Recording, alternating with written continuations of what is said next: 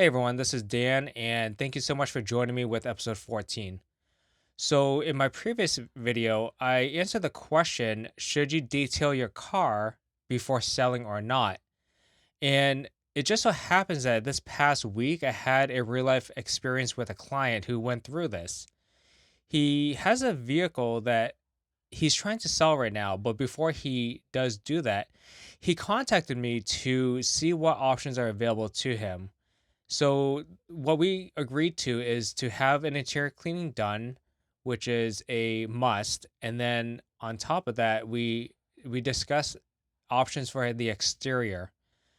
And we'll get more into that later on, but for now, when it came to the interior cleaning, we agreed to do that because even if you had nothing else done beyond that, that's the bare minimum, right? Is the essentials. And that's what a lot of people are really focused on who are into daily drivers or who may not know, I should say, may not know better or just are unaware of what the possibilities are for the outside or what to look out for.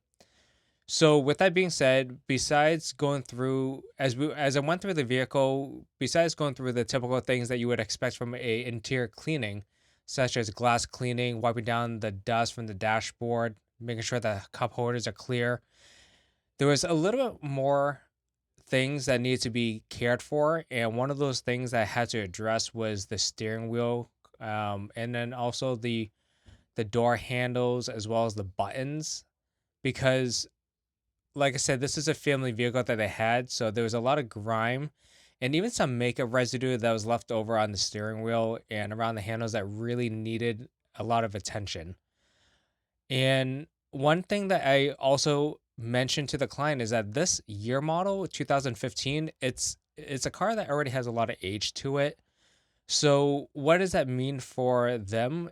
It just means that it requires a little bit more attention to detail but also setting some realistic expectations, meaning if the carpets or the floor mats are heavily soiled, and in this case they had WeatherTech floor mats, not everything is going to come out despite having the latest and greatest tools and chemicals available to you. It just means that things have been embedded and are just not going to come out regardless of what you throw it at it or whatever methods or techniques you have, um, or even the knowledge that you have to clean these things up. But with that said, he was okay with that. He was actually fine with it, to be perfectly honest with you. And that's and the only reason why he was because I explained it to him. And aside from that, I would say all in all, the vehicle came out really great. And I really wish I had some B-roll to show you or even some photos. But unfortunately, right now, during the process of developing my video podcast on YouTube here, as I learn to be better at editing these kind of things and learning what to put in these things or in these videos, unfortunately, right now, you're just gonna have to take my word for that, and we'll kind of go from there. But until then, I really would really appreciate your patience as well. But anyhow, just going from there, I then moved on to the exterior of the vehicle. Now, in typical fashion of detailing, the first thing that I like to do is to address the wheel arches, the gas cap area, and then also making sure that the wheels and the tires are addressed as well. And this is very standard practice amongst detailers is to do this uh in this order first. Now, again, being a 2015 vehicle, I need to go a little bit more aggressive than normal. Not something that is on the acidic side of things, but I did use a wheel cleaner that has I don't know what it's called, but it turns the brake dust purple, or it reacts in that manner, I should say, and it dissolves the brake dust in a safe way, and at that point in time, agitate it and rinse it and move on. And of course, scrubbing down the tires. And then after the whole car was done from start to finish, of course, the tire dressing. Now, here's the part that I really want to talk about is what did we do to the exterior of the vehicle? Because in my previous video, I mentioned that a signature hand wash Even if you did nothing else to the paint and did a signature hand wash to the car and then hand wash the car and then put on a sealant on it, is already it's going to be good enough for a majority of people. But remember, we're selling the vehicle, right? So the client wanted something a little bit more pop than just what they would offer. Now, this particular car, it was a 2015 XC70, the wagon body style.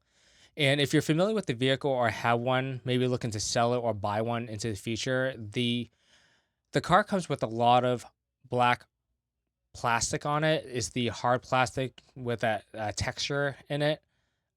They tend to fade really easily in the sun over time, and the UV rays will make it turn a lighter color, gray, and perhaps even chalky white to a certain degree.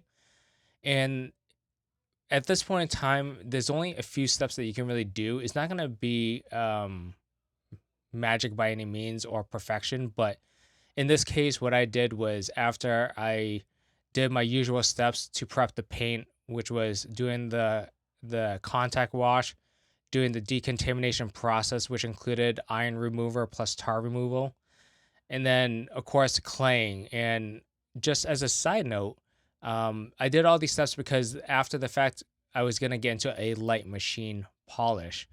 But before I even talk about that, going back to the whole black plastic, the trim, if we did something along the lines of doing a trim dressing and washing the car, like I said, putting on a sealant, that alone is going to be 10 times better than just hand washing it yourself or taking it through the car wash. But as I mentioned, the plan was to do a light machine polish, and I did a deep gloss enhancement, is what I call my service at least.